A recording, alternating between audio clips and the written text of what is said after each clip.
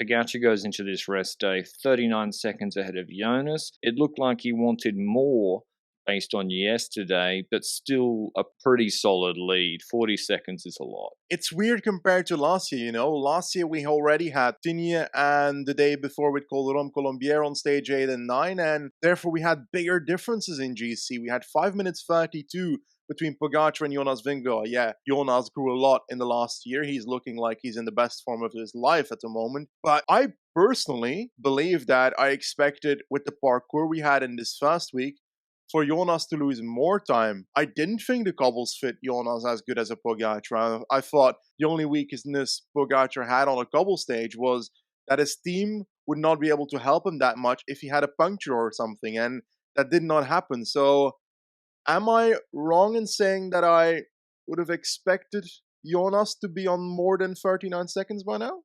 I think Jonas, despite having the freak out with the drop chain, like, he was getting dropped in every cobbled sector. Like, Roglic was doing fine. Jonas was Yeah. really struggling. And he lucked out. And I think 13 seconds down, he got to thank his lucky stars.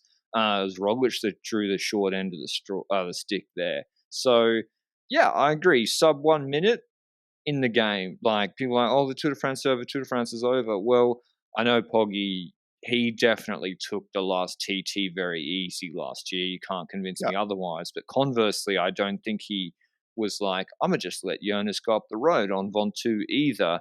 Jonas was, I don't think Pogacar really gained any time on him or too much in that second and third week after the first rest day, maybe with bonuses. So it's Lost close. time. It's, yeah, lost 12 time. seconds, but like you said, that final time trial, Pogacar did take it slower in our Yeah, head. I So call it I a think, wash. yeah, agreed, fully agreed. And that he was like 550 back. So the Tour de France not over. It's on. Stage 10 tomorrow is a soft finish to Megève. The next day is the Col de Grenon stage, one of the hardest stages we've had in the Tour for years, 150 Ks.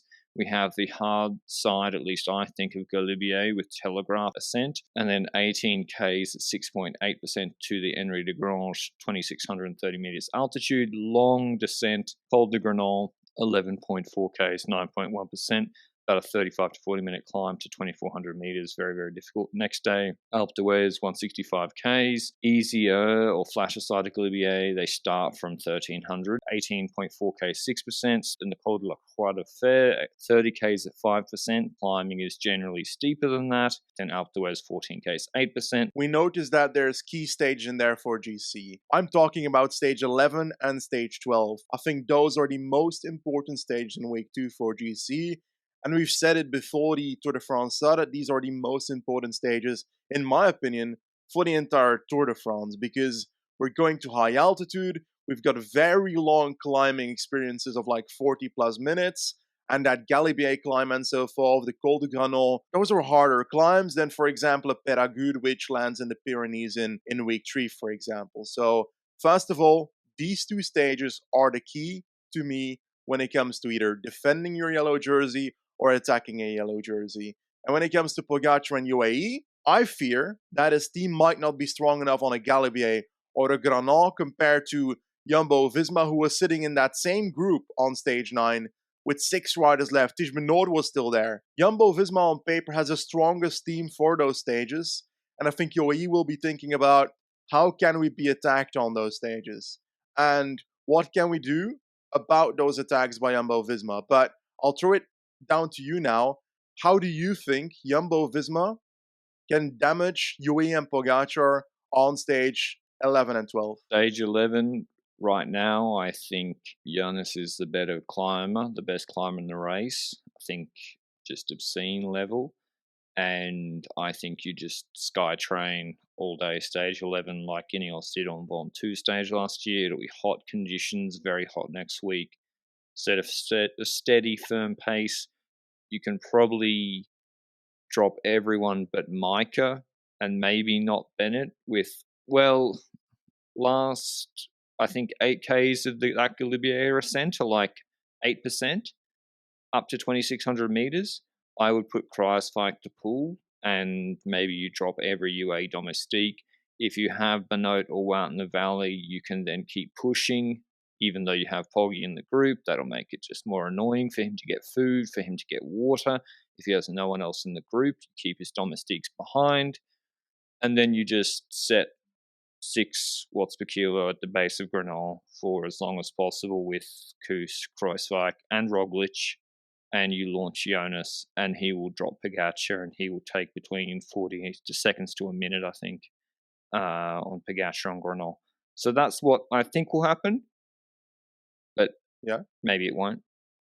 What are we basing this on, for example? Because we're saying that Jonas is the strongest climber in the race right now.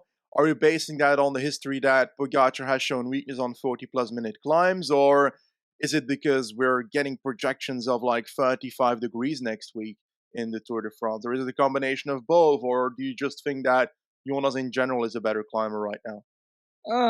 I think it's a lot of things, like Pogacar's 7 to 8 kilos heavier.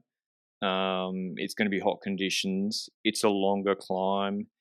But then on Pratitativo, that's a 35-minute climb. Pogacar won. But what people don't realize is that if that was 9%, Simon Yates wins that stage because he's lighter. He actually did probably more watts per kilo than Pogacar on that climb, but because Pogacar's heavier, he goes faster. You know, riders don't all do the same watts per kilo on a climb. That's why there's echelon calculations. I think Jumbo have the team to do it. I think Ventoux was real. And I think Jonas just has more watts per kilo. Like Solaizon, I think he held back. On Planche de Belfi, it was asymmetrically paced and he was still there. I think he's going to do like a historical performance on Grenal. And if I'm wrong, Benji, so that the answer then is that's all speculation. That's what I think will happen. That's how I think they should play it. I don't think you should be trying any Roglic hero stuff on Galibier on stage 11. I think it's unnecessary when the gap is this tight and when you should be at least confident that it's possible Jonas can drop Pogacar. If he doesn't on Grenal, if he gets dropped, well, then you can't do the same strategy on the Alpe d'Huez stage, can you? Yeah. Like, then you have to try something else. And what else could they try on that stage? Because for Pogacar on stage 11, very simple. Try not to let Wout or Benoit in the break at the start for UAE. Pog follows. That's very simple. But what could Jumbo do on stage 12? Say it all backfires on stage 11. Is the parkour even allow a raid? I think it does still allow a raid, although it's, in my opinion, less efficient than on the stage before to Col du Canon. So, in an ideal world, you would be able to test that training strategy on Alpe d'Huez before you get to the stage of Granon afterwards, but it's the other way around in this Tour de France, so you can't do that. So let's say, like in your scenario, that we've got a Jumbo train on stage 11 and Pogacar is able to follow that like he did in 2020, for example, and just sit on and eventually sprint to the line against Jonas and perhaps even gain seconds that way. That's the worst case scenario, I think, for Jumbo. Well, to be honest, the worst case scenario is Pogacar dropping everybody on that climb as well. But if you look at stage 12 then, I think a raid is what you need to try then. I think Roglic is now behind in GC. He's the rider to do that. But the question is, what if your train strategy on stage 11 has increased the gap between Pogacar and Roglic so that Pogacar does not need to respond to Roglic as quickly on stage 12? Does that become an issue? Because now he's on 2 minutes roughly, a bit more than 2 minutes. If he attacks now Roglic from a group, Pogacar will still need to respond, or UAE will still need to respond because they're under pressure by that.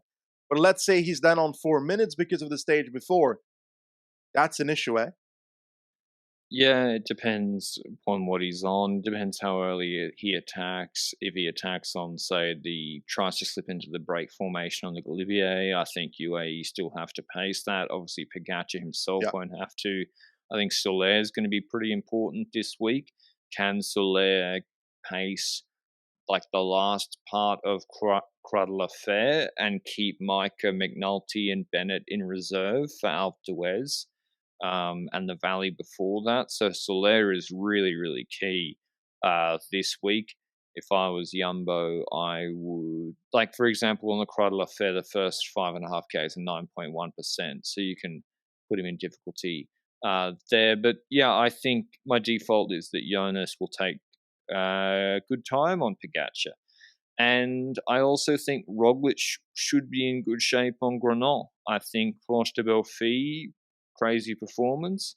He's a bit lighter than Pogacar. Now he's obviously a bit banged up and hurt, so it's a brutal stage. Maybe that will cost him. I think, like, apart from the injuries, I think his physicals, like his actual fitness is still, it has Hmm. to be really, really Yeah. good. He dropped every other GC guy. Tour de France Femme is coming. Stage 21 is when it kicks off for the men's race. It's beforehand. It's actually at a really good time because the men's race finishes ridiculously late. If you want to catch the women's race, you will be able to. It kicking off, it should be a barnstorming sprint between Elisa Balsamo, whether Charlotte Kool is leading out Lorena Wiebes. We'll discuss that in the Giro Donna recap as well. So make sure you pin it in your diaries. Tour de France Femme avec Zwift kicks off on the 24th of July.